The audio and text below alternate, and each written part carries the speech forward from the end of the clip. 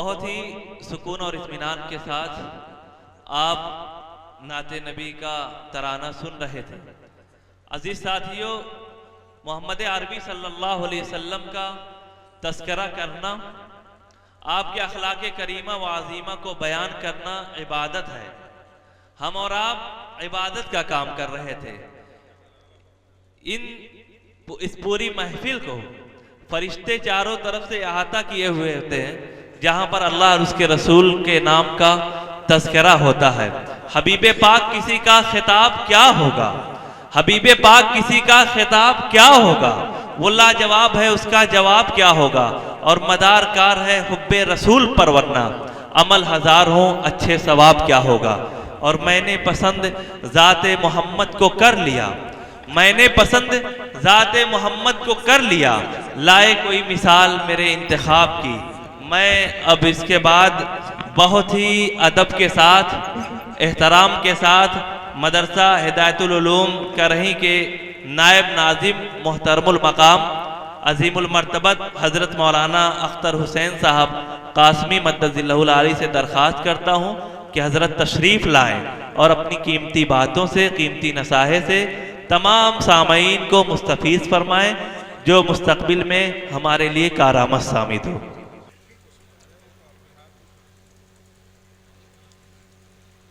الحمد للہ رب العالمین، والصلاة والسلام على سید الانبیاء والمرسلین وعلى آلہ وصحبہ اجمعین، اما بعد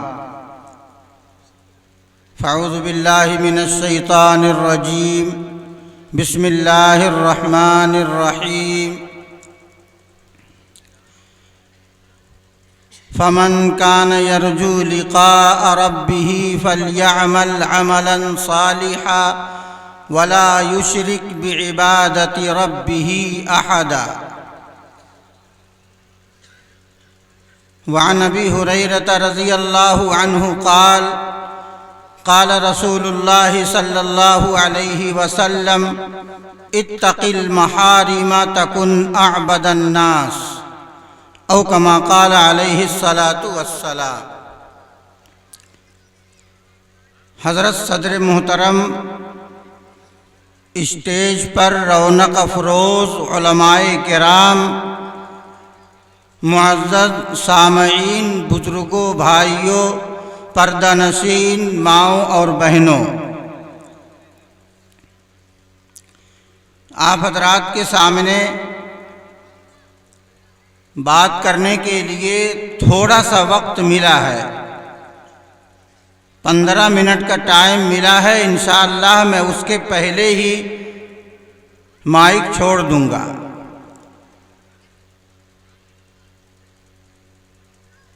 حضرت ابو ہریرہ رضی اللہ تعالی عنہ کی ایک حدیث میں نے آپ کے سامنے، ایک لمبی حدیث ہے، اس کا ایک ٹکڑا میں نے آپ کے سامنے تلاوت کیا ہے۔ حضرت ابو ہریرہ رضی اللہ تعالی عنہ فرماتے ہیں کہ ایک مرتبہ نبی کریم صلی اللہ علیہ وسلم ہم صحابہ کے درمیان بیٹھے تھے اور کچھ وعظ فرما رہے تھے۔ دوران گفتگو آپ صلی اللہ علیہ وسلم نے ارشاد فرمایا، من یأخذ عنی ہؤلاء الکلمات فَيَعْمَلُ بِهِنَّ وَيُعَلِّمُ مَنْ يَعْمَلُ بِهِنَّ، کہ تم میں سے کون ایسا آدمی ہے جو مجھ سے کچھ باتیں سیکھے اور پہلے وہ خود ان باتوں پر عمل کرے، وَيُعَلِّمُ مَنْ يَعْمَلُ بِهِنَّ، اور دوسرے لوگوں کو بھی وہ بات بتائے، اور جن تک یہ پیغام پہنچے سارے لوگ ان باتوں پر عمل کریں۔ حضرت ابو ہریرہ کہتے ہیں کہ میں مجمع سے کھڑا ہوا، میں نے کہا قلت انا یا رسول اللہ، اے اللہ کے رسول، میں اس ذمہ داری کو نبھانے کے لیے تیار ہوں، آپ مجھے بتائیے وہ کون سی باتیں ہیں، میں وعدہ کرتا ہوں کہ ان باتوں پر میں خود بھی عمل کروں گا اور دوسروں تک پہنچاؤں گا۔ فرماتے ہیں فَأَخَذَ بِيَدِي، آپ صلی اللہ علیہ وسلم نے میرے ہاتھ کو پکڑا، وعدہن خمسن، اور 5 باتوں کا حکم دیا، ایک ایک کر کے آپ صلی اللہ علیہ وسلم نے 5 باتیں ارشاد فرمائیں۔ فرمایا اتق المحارم، اے ابو ہریرہ تمام حرام چیزوں سے اپنے آپ کو بچاؤ، ہر طرح کے حرام سے اپنے آپ کو بچاؤ، حرام سننے سے اپنے آپ کو بچاؤ، حرام کہنے سے اور بولنے سے اپنے آپ کو بچاؤ، حرام جگہوں کی طرف، حرام کاموں کی طرف چلنے سے اپنے آپ کو بچاؤ، حرام چیزوں کو اپنے ہاتھ سے پکڑنے اور چھونے سے اپنے آپ کو بچاؤ۔ اتق المحارم، ہر طرح کے حرام سے اپنے آپ کو بچاؤ۔ تکن اعبد الناس، تم لوگوں میں سب سے بڑے عابد بن جاؤ گے، عبادت کی لذت ملے گی، عبادت کی حلاوت ملے گی، اور عبادت کے اندر تمہیں مزہ ملے گا، لطف آئے گا، عبادت کے اندر تمہارا دل لگے گا۔ حرام سے بچو۔ حضرات مفسرین نے لکھا ہے کہ انسان کی زندگی پر بہت ساری چیزیں اثر انداز ہوتی ہیں، لیکن انسانی زندگی پر سب سے زیادہ اثر کرنے والی چیز اگر کوئی ہے تو وہ انسان کی غذا ہے۔ انسان جو کھانا کھاتا ہے، انسان جو پانی پیتا ہے، آیا وہ حلال کا ہے یا حرام کا ہے؟ انسانی زندگی پر سب سے زیادہ اثر کرنے والی کوئی چیز اگر ہے تو وہ ہے انسانی غذا۔ اللہ نے انسانوں کو اس کا پابند بنایا ہے، مسلمانوں کو اس کا پابند بنایا ہے کہ تم ایسی جیسی ہر غذا نہ کھا لو، بلکہ یہ تمیز کرو، یہ سوچو اور یہ فرق کرو کہ یہ غذا، یہ کھانا، یہ لقمہ، یہ پانی کا پانی جو تم پینے جا رہے ہو، آیا یہ حلال ہے یا یہ حرام ہے؟ حضرت سعد رضی اللہ تعالی عنہ نے آپ صلی اللہ علیہ وسلم سے درخواست کیا تھا، ادعو لی ان اکون مستجاب الدعوات، اے اللہ کے نبی آپ دعا کر دیجئے کہ میں مستجاب الدعوات بن جاؤں، میں جس دعا کے لیے ہاتھ اٹھاؤں وہ دعا قبول ہو جائے، آپ میرے لیے اس کی دعا کر دیجئے۔ آپ صلی اللہ علیہ وسلم نے حضرت سعد کے مستجاب الدعوات ہونے کے لیے دعا نہیں آپ نے کیا، اگر دعا کر دیتے تو تنہا ان کو یہ شرف انہی کو ملتا۔ آپ صلی اللہ علیہ وسلم نے حضرت سعد کو مستجاب الدعوات ہونے کا نسخہ بتایا، دعا نہیں کر دیا کہ جاؤ میں اللہ سے دعا کرتا ہوں کہ تم مستجاب الدعوات ہو جاؤ، بلکہ حضرت سعد کو اللہ کے نبی صلی اللہ علیہ وسلم نے مستجاب الدعوات ہونے کا نسخہ بتایا کہ تمہارے ہی ساتھ یہ خاص نہیں ہے، اس امت کا کوئی بھی فرد، وہ کسی بھی زمانے کا ہو، کسی بھی شہر کا ہو، کہیں کا بھی رہنے والا ہو، اگر وہ مستجاب الدعوات بننا چاہتا ہے تو وہ اس نسخے کو اپنا لے۔ آپ نے فرمایا اے سعد اطیب مطعمک تکن مستجاب الدعوات، اے سعد اپنے کھانے کو حلال کر لو، اپنے کھانے کو اچھا بنا لو، حلال کھاؤ اور حرام لقمے سے، حرام کھانے سے اپنے آپ کو بچا لو، تکن مستجاب الدعوات، تم مستجاب الدعوات بن جاؤ گے، تمہاری دعائیں قبول ہوں گی۔ حضرات علماء نے لکھا ہے کہ حلال اگر روزی نہیں ہے، اگر روزی حرام اور حرام ہی نہیں، اگر کھانا مشکوک ہے تو اس کا سب سے ادنا درجہ اور سب سے چھوٹا نقصان یہ ہوتا ہے کہ ایسے آدمی کی دعا نہیں قبول ہوگی۔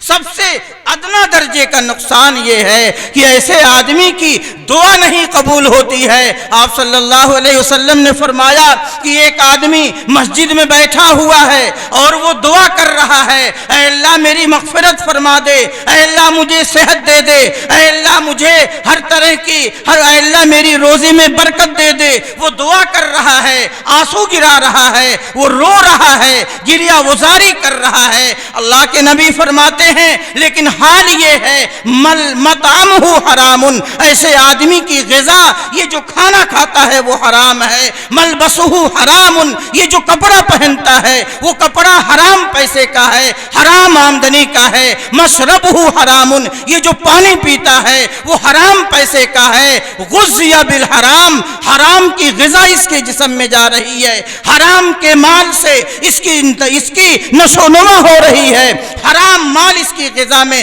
اس کی جسم کے اندر حرام غذا جا رہی ہے۔ فرماتے ہیں غذی بالحرام، حرام کی غذا کھا رہا ہے، انا یستجاب دعاؤہ، بھلا اس کی دعا کیسے قبول ہوگی؟ رونے سے اور آنسو گرانے سے اور گریہ وزاری کرنے سے دعا نہیں قبول ہوگی۔ حضرات علماء نے لکھا، میں نے ابھی بتایا، حرام روزی اور حرام غذا کا سب سے ادنا درجہ یہ ہوتا ہے کہ دعا نہیں قبول ہوتی ہے۔ نبی پاک علیہ السلام نے فرمایا لحم النبت من السحت النار اولا بہ، وہ آدمی جس کے جسم کا گوشت، جس کے جسم کے اعضاء، جس کے ہاتھ میں جو طاقت آئی ہے، جس کی زبان میں جو طاقت ہے، اگر وہ حرام مال سے ہے، لحم النبت من السحت النار اولا بہ، وہ جہنم میں جانے کے لائق ہے۔ وہ انسان اور وہ آدمی جہنم میں جائے گا جس کی نشو و نما اور جس کی پرورش اور جس کے اعضاء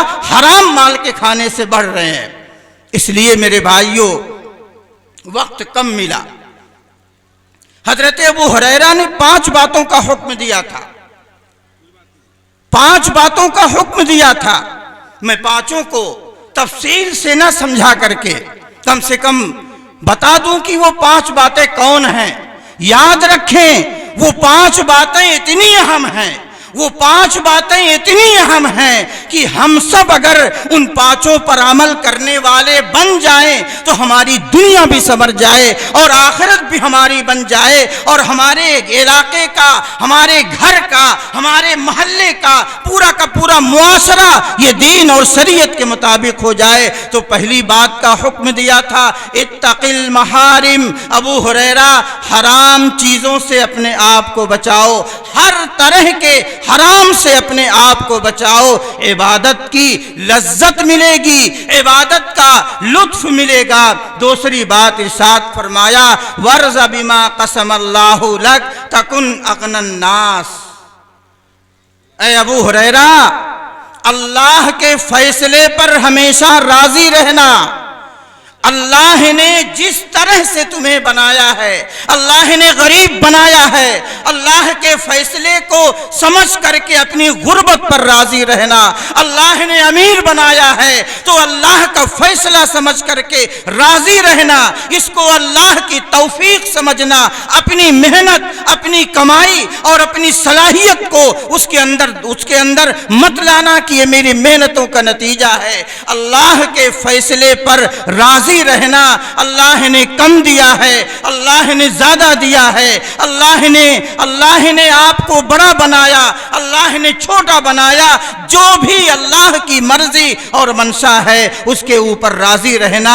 حدیث پاک کے اندر آتا ہے کہ قیامت کے دن ایک جماعت ایسی ہوگی جو جنت تک پہنچ جائے گی، اور جنت پر موجود جو داروغہ ہوگا وہ پوچھے گا کہ تم یہاں تک کیسے آئے، کیا تم نے راستے میں جہنم کو دیکھا؟ وہ کہیں گے نہیں، ہم نے تو جہنم کو نہیں دیکھا۔ پوچھیں گے کیا تمہارا گزر پل صراط سے ہوا؟ وہ کہیں گے نہیں۔ کیا تمہارا حساب ہوا؟ وہ کہیں گے نہیں۔ فرشتے پوچھیں گے تم کون لوگ ہو، تمہارے کیا اعمال تھے دنیا میں، کیا تمہاری خصوصیت ہے کہ نہ تمہیں جہنم دکھائی گئی، نہ تمہیں حساب تمہارا ہوا، نہ تمہیں پل صراط سے گزرنا پڑا؟ وہ کہیں گے ہم تو جو سب کرتے تھے ہم بھی وہی کرتے تھے، لیکن خاص طور سے ہماری زندگی کا 2 عمل ایسا تھا کہ جس نے ہم کو یہاں تک پہنچایا کہ ہمارا نہ حساب ہوا اور نہ ہمارا پل صراط سے گزر ہوا، ہم سیدھے جنت کے دروازے تک پہنچ گئے۔ فرمایا کہ ہمارا پہلا عمل یہ تھا کہ ہم قلیل پر راضی ہوتے تھے۔ اللہ نے جو دیا ہمیں، اللہ نے جس حال میں رکھا، اللہ نے صحت دیا، اللہ نے بیماری دیا، اللہ نے غریبی دیا، اللہ نے جس طرح طرح سے ہمیں بنایا ہم اس پر راضی رہتے تھے، اللہ کے فیصلے پر کبھی ہم نے شکوہ نہیں کیا، شکایت نہیں کیا۔ اور دوسرا ہمارا عمل یہ تھا کہ ہم تنہائیوں میں اللہ سے ڈرتے تھے، تنہائی کے اندر ہوتے تھے لیکن گناہوں کے کرنے کا جذبہ پیدا ہوتا تھا، لیکن ہم وہاں اپنے پاس اللہ کو موجود پاتے تھے۔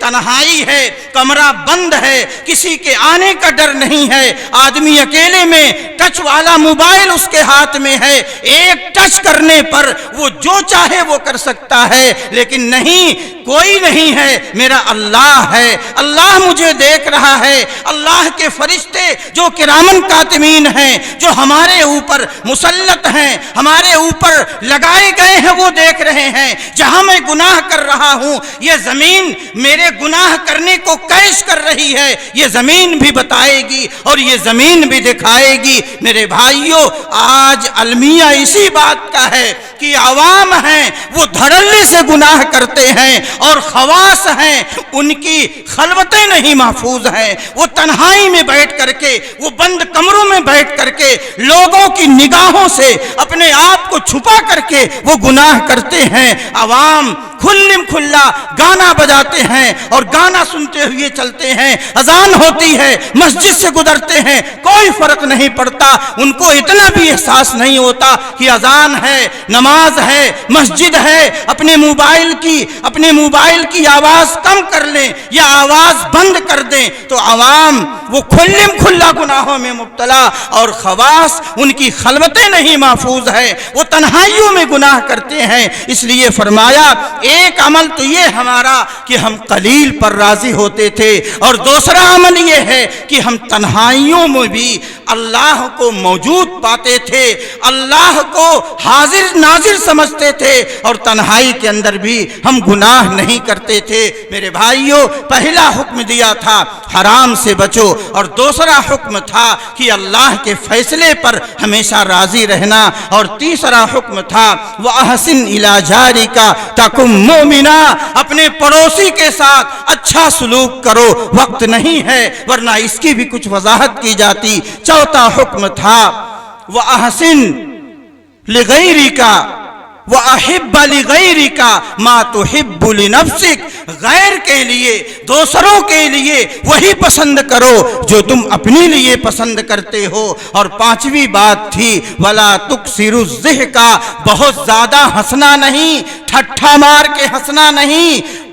فَإِنَّ كَثْرَةَ الضِّحْكِ تُمِيتُ الْقَلْبَ، اس لیے کہ بہت زیادہ ہنسنے سے دل مردہ ہو جاتا ہے، بہت زیادہ ہنسنا دل کو مردہ کر دیتا ہے۔ یہ پانچ باتیں ہیں، حرام کو چھوڑ دو، اللہ کے فیصلے پر راضی رہو، پڑوسیوں کے ساتھ حسن سلوک کرو، اور جو اپنے لیے پسند کرو وہی غیر اور دوسروں کے لیے بھی پسند کرو، اور بہت زیادہ ہنسو نہیں، اس لیے کہ زیادہ ہنسنے سے دل مردہ ہو جاتا ہے۔ یہ اختصار کے ساتھ یہ پانچ باتیں اللہ کے نبی صلی اللہ علیہ وسلم نے حضرت ابو ہریرہ کو حکم دیا تھا اور کہا تھا خود بھی کرو اور دوسروں تک پہنچاؤ۔ آج وہی روایت آپ تک پہنچائی گئی اور آپ کو بتائی گئی، اس گزارش اور اس امید کے ساتھ کہ آپ بھی ان پانچ باتوں پر عمل کریں۔ اللہ مجھ کو بھی، آپ کو اور تمام سننے والوں کو ان باتوں پر عمل کرنے کی توفیق عطا فرمائے، آمین۔ وآخر دعوانا الحمد للہ رب العالمین۔